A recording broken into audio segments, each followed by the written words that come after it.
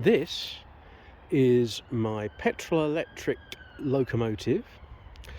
It was built about 30 years ago, maybe a little bit more now, and it's powered by a 98cc Suffolk lawnmower engine.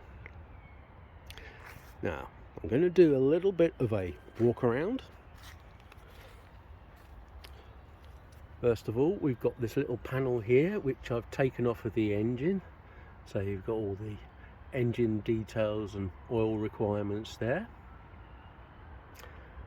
And we'll have a little look about what I need to do for prep and a little bit about the locomotive itself. So if we open up this door here, yeah, it's a little bit of repair work required, I guess, but there's the engine itself and the access for starting. Pretty much all standard stuff there. I made a custom exhaust for it, which is my own designer silencer, which appears to work very well. It is quite a quiet engine, at least compared to the standard Suffolk lawnmower. But of course, with the electric transmission, the main interest is going to be, how does it work? Well, from here you can see one of the traction motors. It is in fact based, fairly loosely based, on the chassis of a Charlatan. That's a model, a 5-inch gauge model of an 08 shunter. Now, I've upsized it somewhat, still 5-inch gauge of course, and it has 4 traction motors, 2 on the front axle, 2 on the rear axle, and it should in theory be fitted with coupling rods to make it an 060. But it's one of those things that's, after all this time, is still on the to-do list. So we've got 2-axle drive, which is just about okay, but it does get a bit of wheel slip and slippery conditions. Now, I guess what everyone wants to know is, how have I rigged up the engine to drive the motors? Well, if you can just look through the window here, the engine drives a 24-volt truck alternator. Now, this particular alternator doesn't have a built-in voltage regulator, and so a separate supply has to be provided to energize the alternator.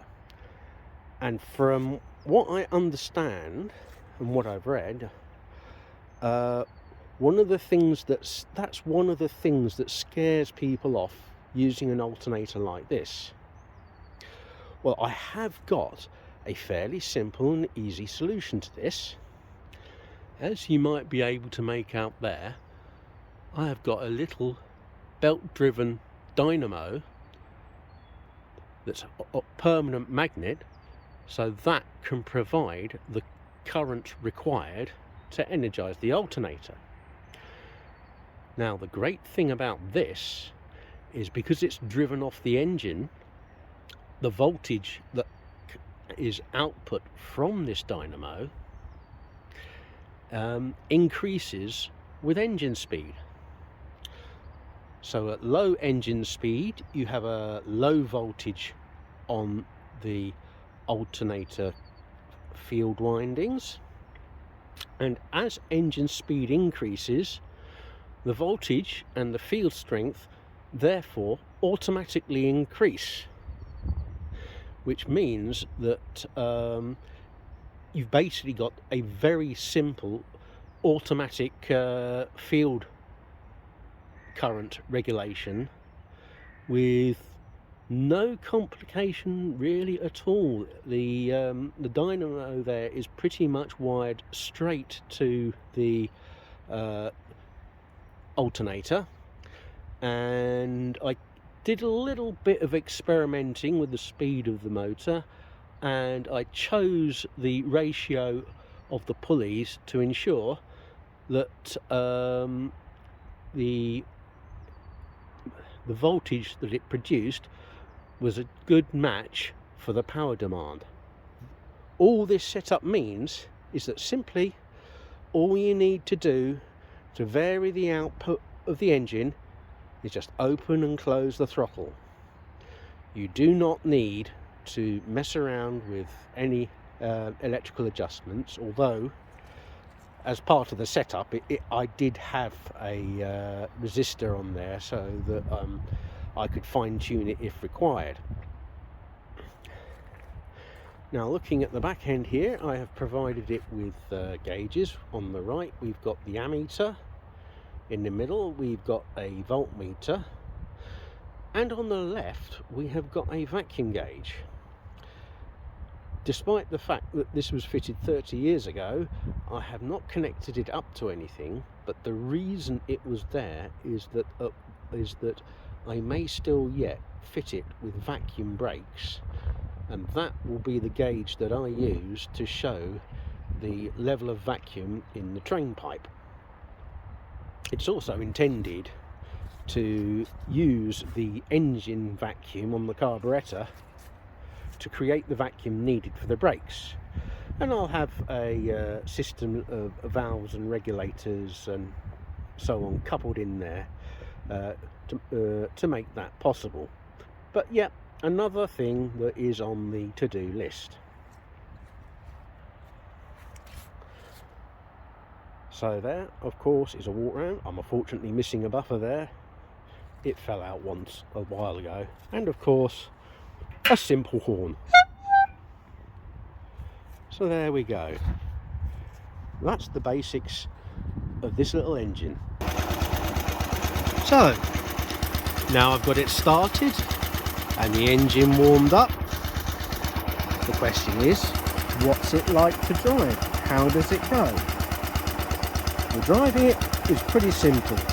No clutch to worry about. All you have is your throttle control, your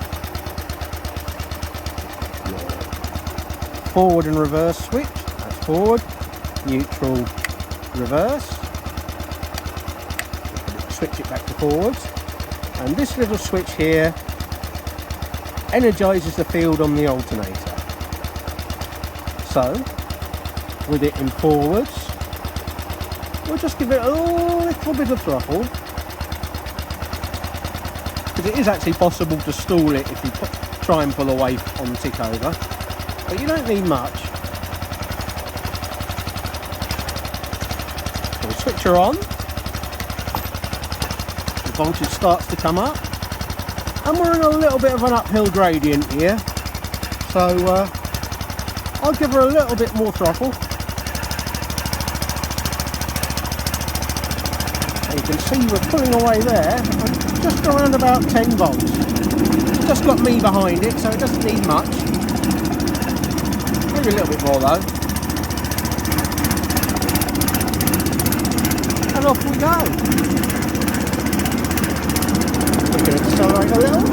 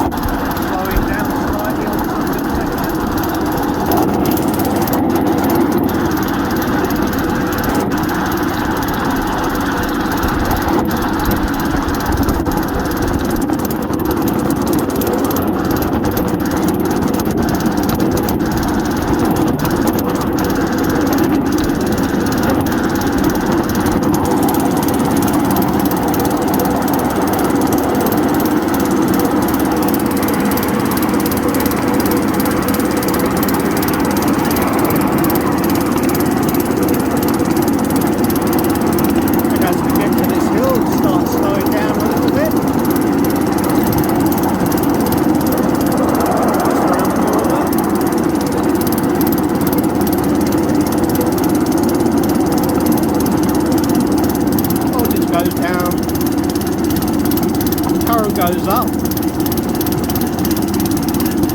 Possibly do with a little bit more. There we go.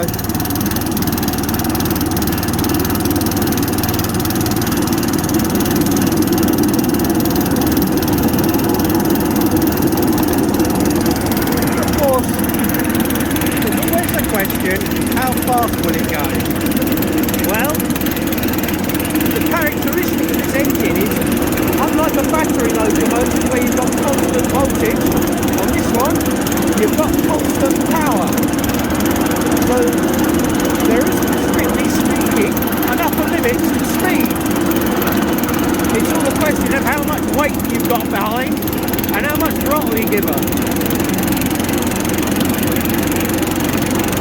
If we open her right up,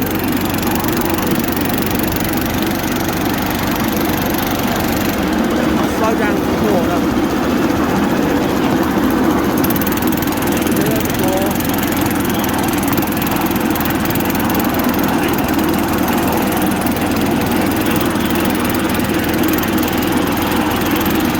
But with one person behind her, she will fly.